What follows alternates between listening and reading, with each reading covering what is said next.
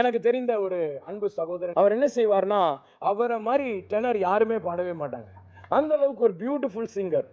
நான் முதலாக அந்த சர்ச்சுக்கு போகும்போது அந்த அங்கிளை பார்த்து நான் யோசிச்சிருக்கேன், சார் நமக்கு கொஞ்சம் வயசாச்சுன்னா இந்த அங்கிளை போட நம்ம டெனர் பாடணும்ட்டு. அந்த அளவுக்கு அந்த அங்கிள் ரொம்ப பியூட்டிஃபுல்லா பாடுவாங்க. கொஞ்ச நாட்கள் ஆனது. நான் சபைக்கு போயிட்டு வந்துட்டு இருக்கும்போது ஒரு நாள் வேகமாக பெனடிக்ஷன் முடிஞ்சோடனே டக்குன்னு கிளம்பி வந்தேன். வெளியில பார்த்தா நான் பார்த்த டெனர் பாடின அதே அங்கிள் வெளியில நின்று கொண்டு சர்ச்சுக்கு வெளியில அவர் ஒரு பாவத்தை செய்து கொண்டிருந்தார்.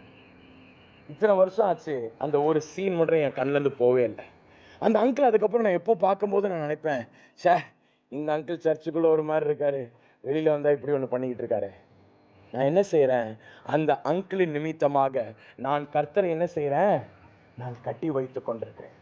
நம் பாவம் ஒருவேளை மற்றவர்களுக்கு இடரலாக இருக்கலாம். மற்றவர்கள் நினைக்கலாம், ஓ இந்த சகோதரன் இப்படி இருக்கிறாரு, ஆனா வெளியில பார்த்தா அவர் கர்த்தரை கட்டி வைக்கிறது போல அவர் இருக்கிறாரு. இன்றைக்கு நம்மை நாமே சற்று நாம் ஆராய்ந்து பார்ப்போம். நம்ம எப்படி இருக்கிறோம்?